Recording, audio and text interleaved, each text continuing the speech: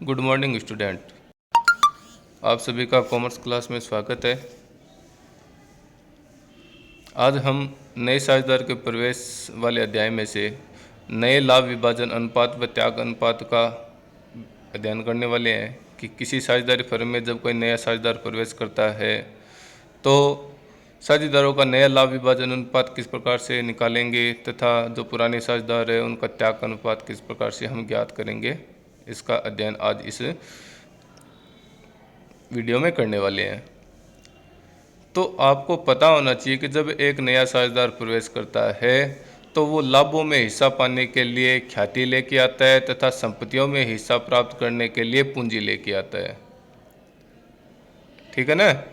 यानी नया साझेदार जो ख्याति लेके आता है वो तो लाभों में हिस्सा प्राप्त करने के लिए लेके आता है और जो पूंजी लेके आता है वो संपत्तियों में हिस्सा प्राप्त करने के लिए लेके आता है। अब कोई नया साझेदार आता है तो हम किस प्रकार से नए लाभ विभाजन अनुपात को ज्ञात करते हैं, तो चलिए देखते हैं किस प्रकार से नए लाभ विभाजन अनुपात को निकाला जाता है।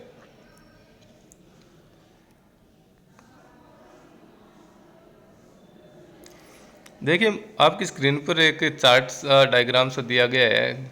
मान लेते हैं कि ए और बी पहले साझेदार थे जो 2:1 में लाभ विभाजन की गणना करते थे और सी है उसको नया साझेदार बनाया गया 1/4 इसी के लिए। अब हमारे पास प्रश्न में कई तरीके की स्थितियां हो सकती है जिसमें से मैंने उसको 2 भागों में बांटा है।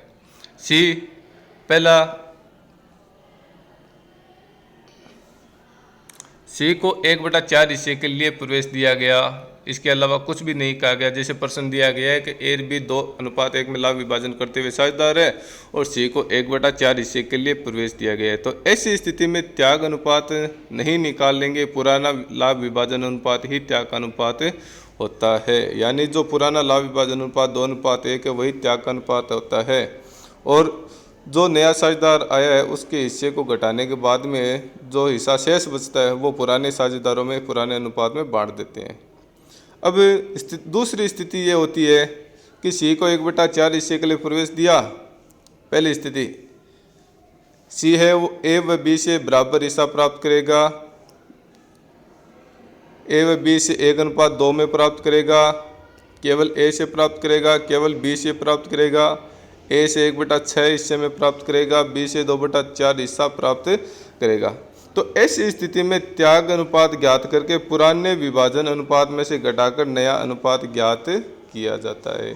यानी हमारे पास सामने 2 स्थिति है कि जब सी को 1/4 हिस्से के लिए प्रवेश दिया गया और कुछ भी नहीं कह रखा है तो हम त्याग अनुपात नहीं निकालेंगे, पुराना अनुपात ही त्याग अनुपात होगा। और एक स्थिति ये है कि जब कहा गया हो कि ए और बी से बराबर प्राप्त करेगा, ए व बी से 1:2 में प्राप्त करेगा, केवल ए से प्राप्त करेगा, केवल बी से प्राप्त करेगा, या ए से 1/6 या बी से 2/4 हिस्से में प्राप्त करेगा, तो ऐसी स्थिति में हम त्याग अनुपात निकालेंगे। अब नया अनुपात निकालने का सूत्र है कि नया अनुपात बराबर पुराना अनुपात माइनस त्याग अनुपात। क्यों? क्योंकि जो नया साझेदार आया है वो पुराने साझेदारों के लाभों में से थोड़ा थोड़ा हिस्सा लेगा अपने लाभ के लिए, तो पुराने साझेदार त्याग करेंगे तो पुराने साझेदार के लाभों में से त्याग घटेगा तो नया अनुपात आ जाएगा। अब त्याग का अनुपात कैसे निकालेंगे? तो त्याग का अनुपात का सूत्र होता है कि पुराना अनुपात माइनस नया अनुपात, के जो पुराने साझेदार का अनुपात है उसमें से नया अनुपात घटा देते हैं तो त्याग का अनुपात निकल जाता है। ठीक है, चलिए सवाल देखते हैं अब इसके।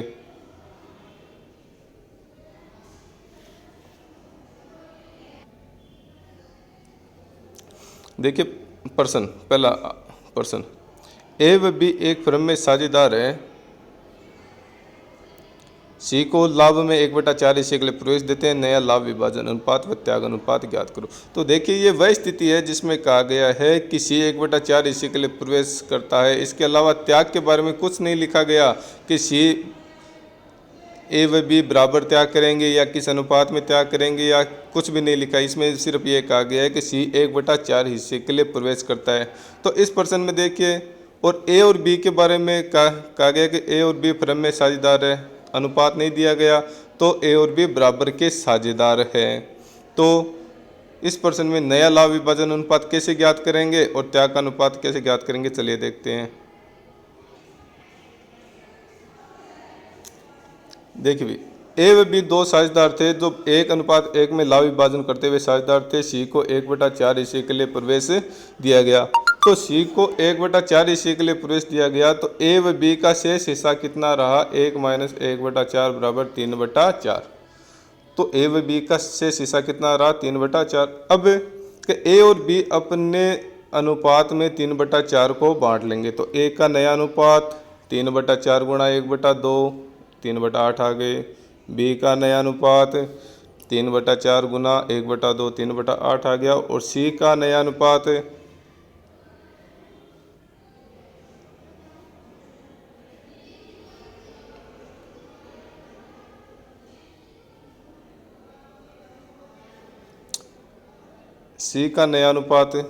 तो सी का नया अनुपात में सी का हिस्सा है 1/4। अब ऊपर वाले अनुपात में ए और बी में देखते हैं कि दोनों के बट्टे में 8 है, 3/8 और 3/8। तो इसके बट्टे में भी 8 करने के लिए हमने क्या किया कि 2 से गुणा किया। तो ऊपर की संख्या और नीचे की संख्या दोनों से 2/2 से गुणा कर दिया तो आ गया 2/8। तो नया लाभ विभाजन अनुपात क्या निकला? 3:3:2। और ऐसी स्थिति में जब मैंने कहा कि जब सिर्फ ये कहा गया हो कि नया साझेदार इतने हिस्से के लिए प्रवेश करता है और अन्यथा और कुछ भी नहीं कहा गया हो तो पुराना लाभ विभाजन अनुपात ही त्याग का अनुपात होता है। तो पुराना लाभ विभाजन अनुपात था 1:1, जो त्याग का अनुपात होगा 1:1। ठीक है, चलिए अगला प्रश्न देखते हैं।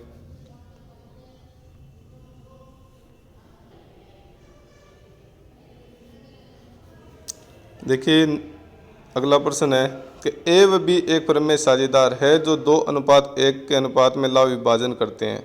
सी को लाभों में 1/4 हिस्से के लिए प्रवेश देते हैं। सी के प्रवेश के बाद डी को लाभों में 10% हिस्से के लिए प्रवेश देते हैं। डी के प्रवेश के बाद नया लाभ विभाजन अनुपात ज्ञात करो। देखिए इसमें ए व बी दो साझेदार है जो 2:1 के अनुपात में लाभ विभाजन करते हैं और सी को 1/4 हिस्से के लिए प्रवेश दिया गया है और त्याग के बारे में कुछ नहीं कह रखा। तो जो ऊपर वाला प्रश्न किया था वैसे ही करना है।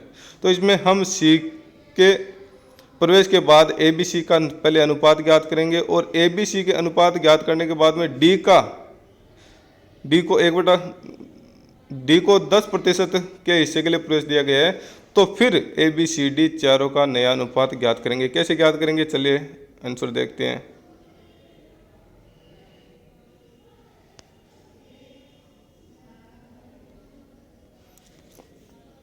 लेकिन 9वें प्रश्न में दिया गया है कि ए और बी 2:1 में लाभ विभाजन करते साझेदार है और सी को 1/4 हिस्से के लिए प्रवेश दिया गया। तो ए और बी का शेष हिस्सा कितना रह गया? 3/4। 1 - 1/4 सी का घटा दिया तो 3/4 रह गया। अब 3/4 को ए और बी अपने पुराने अनुपात 2:1 में बांट लेंगे। तो ए का नया अनुपात 3/4 गुणा 2/3 बराबर 6/12। इसी तरीके से बी का नया अनुपात 3/4 गुणा 1/13 1/3 बराबर 3/12। और सी का नया अनुपात तो सी का है 1/4। अब ऊपर वाले ए और बी में दोनों में है 6/12 और 3/12। तो इसको 1/4 को 12 में बदलने के लिए हम 3 से गुणा कर देते हैं। तो ऊपर और नीचे की संख्या को 3/3 से गुणा किया तो 3/12। तो हमारा नया अनुपात आया 6:3:3। फिर हमने इसको 3 से काट दिया तो नया अनुपात आया 2:1:1। अब डी के प्रवेश की बात करते हैं। डी को 10% हिस्से के लिए प्रवेश दिया गया तो प्रतिशत को हमने संख्या में बदला तो 10/100, 0 से 0 काट दिया तो 1/10 हिस्से के लिए डी को प्रवेश दिया गया। तो ए बी सी का शेष हिस्सा कितना बचा? 1 - 1/10 बराबर 9/10। यानी कुल हिस्सा है वो ए है ए बी सी का, जिसमें से 1/10 हिस्सा डी को दे दिया जाता है तो ए बी सी का शेष हिस्सा 9/10 बचता है। फिर वही तरीका है ऊपर वाला कि ए बी सी का अनुपात क्या है? 2:1:1। तो जो 9/10 है उसको ए बी सी 2:1:1 में बांट लेंगे। तो ए का नया अनुपात 9/10 गुणा 2/4, बी का 9/10 गुणा 1/4, सी का 9/10 गुणा 1/4। अब डी का नया अनुपात होगा तो 1/10 है। अब ए बी सी का ऊपर देखिए 18/40, 9/40, 9/40 और इसमें 1/10 तो 10 को 40 में बदलने के लिए 4 से गुणा कर दिया तो गुणा 4/4। तो नया लाभ विभाजन अनुपात आया 18:9:9:4। ठीक है, समझ में आ गया होगा। चलिए अगला प्रश्न देखते हैं। अगला प्रश्न है कि ए व बी एक फर्म में साझेदार है जो 3:2 के अनुपात में लाभ विभाजन करते हैं। सी लाभों में 1/5 हिस्से के लिए प्रवेश करता है। सी को ए व बी से बराबर भाग प्राप्त होता है। नया लाभ विभाजन अनुपात व त्याग अनुपात ज्ञात कीजिए। देखिए ये स्थिति अलग है। इसमें सी को 1/5 हिस्से के लिए प्रवेश तो दिया गया है, लेकिन ये कहा गया है कि सी ए व बी से बराबर भाग प्राप्त करेगा। तो यानी इस स्थिति में हमें त्याग का अनुपात निकालना पड़ेगा। अगर ऊपर वाली स्थिति होती कि सिर्फ सी को 1/5 हिस्से के लिए प्रवेश दिया गया और नया लाभ विभाजन अनुपात ज्ञात कीजिए, तो हम सीधा निकाल देते, एक में से 1/5 घटाते और जो बच जाता उसको ए और बी में बांट देते। लेकिन इसमें त्याग के बारे में क्या रखा है, तो हम ए और बी का पहले त्याग ज्ञात करेंगे, उसके बाद में उस त्याग को पुराने साझेदारों के अनुपात में से घटाएंगे। देखिए कैसे करते हैं। देखिए इस प्रश्न में कहा गया है कि ए और बी 3:2 में लाभ विभाजन करते हुए साझेदार है और सी को 1/5 हिस्से के लिए प्रवेश देते हैं। और सी है वो ए और बी से बराबर अनुपात में हिस्सा प्राप्त करेगा। तो देखिए ए का त्याग होगा तो 1/5 गुणा 1/2 1/10 ए त्याग करेगा। बी का त्याग 1/5 गुणा 1/10 1/5 गुणा 1/2 बराबर 1/10 बी त्याग करेगा। तो ए और बी का त्याग का अनुपात आया 1:1। अब का सूत्र क्या होता है नए अनुपात का पुराना अनुपात माइनस त्याग का अनुपात, पुराना अनुपात माइनस त्याग का अनुपात। तो 1 का नया अनुपात बराबर 1 का पुराना अनुपात है 3/5 माइनस त्याग कितना किया इन्हें 1/10, तो लघुत्तम लिया, लघुत्तम 10 आ गया और आ गया ये 5/10। बी का नया अनुपात है तो बी का पुराना अनुपात है 2/5 माइनस त्याग किया 1/10, लघुत्तम लिया 10 आ गया और हल करने पर आया 3/10। ठीक है। और सी का नया अनुपात, तो सी 1/5 हिस्से के लिए है। अब ए में 5/10 है, बी में 3/10 है, तो बट्टे में 10 करने के लिए हमने 2/2 से गुणा कर दिया तो 2/10।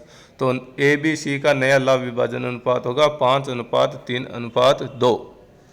तो इस तरीके से हम किसी नए साझेदार के प्रवेश पर नए लाभ विभाजन अनुपात व त्याग अनुपात की गणना करते हैं। एक बार मैं फिर आपको बता देता हूं कि एक साझेदार जब लाभों में हिस्सा प्राप्त करने के लिए जो राशि लाता है वो ख्याति कहलाती है और संपत्तियों में हिस्सा प्राप्त करने के लिए जो राशि लाता है वो पूंजी कहलाती है।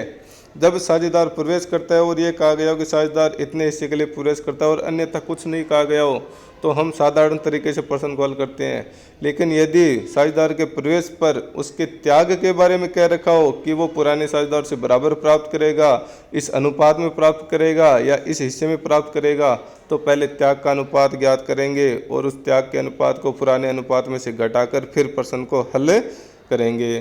तो आज के इस वीडियो में इतने ही, बाकी प्रश्न अगले वीडियो में करेंगे।